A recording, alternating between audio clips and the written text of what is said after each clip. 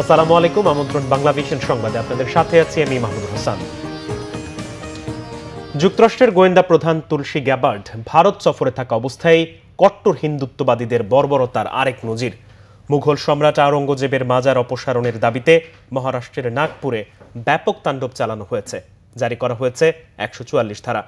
আওরঙ্গজেবকে দাসত্বের প্রতীক, অত্যাচারী শাসক উল্লেখ করে অবিলম্বে মাজার অপসারণের দাবিতে সোমবার বিক্ষোভ কর্মসূচি নিয়ে রাজপথে নামে বিশ্ব হিন্দু পরিষদ ও বজরং দল। নাগপুরের খুলদাবাদে স্থানীয় মুসলিমরা মাজার ঘিরে অবস্থান নিলে আওরঙ্গজেবের প্রতীকী কবর আগুনে পোড়ায় কট্টর হিন্দুত্ববাদীরা। এতে উত্তেজক পরিস্থিতি তৈরি হলে পুলিশ টিয়ার গ্যাস আর ফাঁকা গুলি ছুড়লে ব্যাপক সংঘর্ষ ছড়িয়ে পড়ে। ব্যবসা প্রতিষ্ঠান আর যানবাহনে লাগানো আগুন নেভাতে যাওয়া ফায়ার সার্ভিসের 7টি গাড়িও পুড়িয়ে দেওয়া হয়। ওই এলাকায় ১৪৪ ধারা জারি করেছে স্থানীয় প্রশাসন। প্রয়োজনে বাবরি মসজিদের মতো মাজার গুড়িয়ে দেওয়ার হুমকি দিয়েছেন দল দুটির শীর্ষ নেতারা।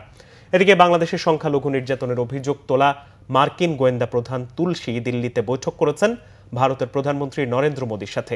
কথা হয়েছে সীমান্ত নিরাপত্তা, সন্ত্রাস দমন, সাইবার নিরাপত্তা, নয়াদিল্লি ওয়াশিংটন সুরক্ষা অংশীদারি নিয়ে। পররাষ্ট্রমন্ত্রী এস জয়শঙ্কর ছাড়াও জাতীয় নিরাপত্তা উপদেষ্টা অজিত দোভাল আর প্রতিরক্ষা মন্ত্রী রাজনাথ সিং এর সাথেও বৈঠক করেছেন তুলসী। শিশু ধর্ষণের জন্য বিশেষ ট্রাইব্যুনাল গঠনের বিধান রেখে নারী শিশু নির্যাতন দমন আইন সংশোধন করা হচ্ছে। উপদেষ্টা পরিষদের বৈঠকে আইনের খসড়ার চূড়ান্ত অনুমোদন দেওয়া হয়। সংশোধিত আইনে বলাৎকারকে ধর্ষণ হিসেবে দেখাসহ ধর্ষণের সংজ্ঞা সুনির্দিষ্ট করা হয়েছে। সংশোধিত আইনে ডিএনএ রিপোর্ট না থাকলেও আদালত যদি মনে করে মেডিকেল রিপোর্ট ও পারিপার্শ্বিক সাক্ষ্যের ভিত্তিতে ধর্ষণের বিচার করতে পারবে। উপদেষ্টা পরিষদের বৈঠক শেষে রাজধানীর ফরেন সার্ভিস একাডেমিতে সংশোধনীর বিস্তারিত নিয়ে ব্রিফ করেন আইন উপদেষ্টা আসিফ নজরুল। উদ্দেশ্য প্রণোদিতভাবে মিথ্যা মামলা দিলে সংশোধিত আইনে বিচারকের স্বপ্রণোদিতভাবে ব্যবস্থা নেওয়ার বিধানও রাখা হয়েছে।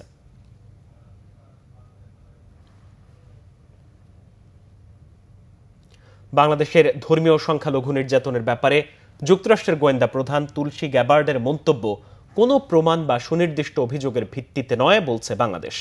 গতরাতে প্রধান উপদেষ্টার প্রেস সচিব শফিকুল আলম এক বিবৃতিতে সরকারের এই প্রতিক্রিয়া জানিয়েছে। বাংলাদেশকে নিয়ে তুলসী গ্যাবার্ডের মন্তব্যের প্রতিক্রিয়ায় জানানো হয় তার বিবৃতি বিভ্রান্তিকর এবং বাংলাদেশের ভাবমূর্তি ও সুনাম ক্ষুণ্ণের অপপ্রয়াস।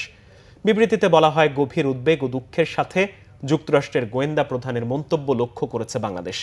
তুলসী গ্যাবার্ড বাংলাদেশের ধর্মীয় সংখ্যালঘুদের নির্যাতন ও হত্যা এবং দেশে ইসলামী সন্ত্রাসীদের হুমকি রয়েছে বলে অভিযোগে একটি দেশকে অন্যায় ও ভুলভাবে উপস্থাপন করা হয়েছে। বাংলাদেশ বরাবরই অন্তর্ভুক্তিমূলক ও শান্তিপূর্ণভাবে ধর্ম পালনের ঐতিহ্যের জন্য সুপরিচিত। বাংলাদেশ বিশ্বের আরও অন্যান্য দেশের মতো চরমপন্থার চ্যালেঞ্জ মোকাবিলায় প্রতিনিয়ত যুক্তরাষ্ট্রসহ বিভিন্ন আন্তর্জাতিক সম্প্রদায়ের সাথে যৌথভাবে কাজ করে যাচ্ছে। বিবৃতিতে বলা হয়, রাজনৈতিক নেতা ও সুপরিচিত ব্যক্তিদের সংবেদনশীল বিষয়গুলো সম্পর্কে বক্তব্য দেওয়ার আগে প্রকৃত তথ্য যাচাই করা উচিত। তাদের এমন কোনো বক্তব্য দেওয়া উচিত নয় যা ক্ষতিকর ধারণাকে শক্তিশালী করে, ভয় উস্কে দেয় এবং সাম্প্রদায়িক উত্তেজনা সৃষ্টির ঝুঁকি বাড়ায়। ওপারের ঢলে প্রতি বছর কোটি কোটি টন পলি এসে ভরে তিস্তার বুক, পরিণত হয় ধুধু বালুচরে। পানির ন্যায্য হিস্সা নিশ্চিত না হয় পুরো নদী হয় কঙ্কালসার। কৃষিসহ বিরূপ প্রভাব পড়ে গোটা উত্তরে। সংশ্লিষ্টরা বলছেন, নদী পাড়ের মানুষের মতামত নিয়ে শিগগিরই হবে তিস্তা খনন। রংপুর থেকে জুয়েল আহমেদের রিপোর্ট। পানি না থাকায় রাক্ষসী তিস্তা এখন যেন মরা খাল, চারদিকে ধুধু বালুচর। প্রায় ২৫০ বছর ধরে টানা পলিতে ভরেছে তিস্তার বুক। গভীরতা হারিয়ে পুরো নদী হয়েছে উঁচু। এক সময়ের সুখের নদী এখন পরিণত হয়েছে দুঃখে। বিরূপ প্রভাব পড়েছে সবকিছুতে। তিস্তা নদীতে আমরা ছোট থেকে আসি, চ্যাংড়া থেকে বুড়ো হয়ে গেলাম, কিন্তু তিস্তা নদীতে সবাই বলে যে তিস্তা নদী খনন হবে, তিস্তা নদীতে পানি আসবে, কিন্তু কেউ পানি আনতে পারলো না। বর্ষার সময় পানি ছাড়ে, অর্ধেক কাজও দেয়, অর্ধেক বালু দেয়, মনে হচ্ছে পানির সাথে অর্ধেক কাজও আসে। প্রতি বছর এই পানিটা আসতেছে, প্রতি বছর 5 ফিট করে পানিটা মানে বালি দেওয়া উঁচা হওয়া যাচ্ছে। নদীতে এখন মানে 5 ফিট উঁচা হওয়া যাচ্ছে, নদীতে এখন পানি বোঝা যায় না। এই অন্তর্বর্তী সরকারের কাছে আমাদের আবেদন, এই পানি যেভাবে হোক চুক্তি নিতে হবে এবং এই তিস্তা নদী খনন বাজেট করতে হবে। উত্তরের জীবনরেখা তিস্তা বাঁচাতে দীর্ঘদিন আন্দোলন করেছে নদীপাড়ের মানুষ। সবশেষ বিএনপির কর্মসূচি যেন ইতিহাস ভেঙেছে। উত্তরের মানুষের দাবি পূরণে তিস্তা খনন প্রকল্প বাস্তবায়নের উদ্যোগ নিয়েছে অন্তর্বর্তী সরকার। পাওয়ার চায়নার কারিগরি টিম নদী পাড়ের মানুষের সাথে কথা বলে শুরু করবে প্রকল্পের কাজ।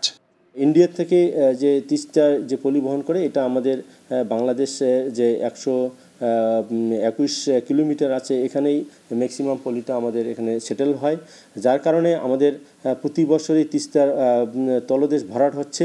ভরাট হওয়ার কারণে পানি ধারণ ক্ষমতা কমে যাচ্ছে এবং দুই পারে তিস্তার পানি আঘাত করে বর্ষাকালে আমাদের প্রচুর ভাঙনের সৃষ্টি হচ্ছে। তিস্তা মহাপরিকল্পনা বাস্তবায়নের জন্য পাওয়ার চায়না স্টাডি করতেছে।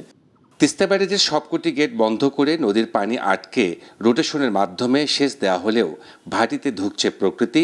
সচেতনরা বলছেন, তিস্তা মহাপরিকল্পনা বাস্তবায়ন হলে বদলে যাবে এই অঞ্চলের দৃশ্যপট।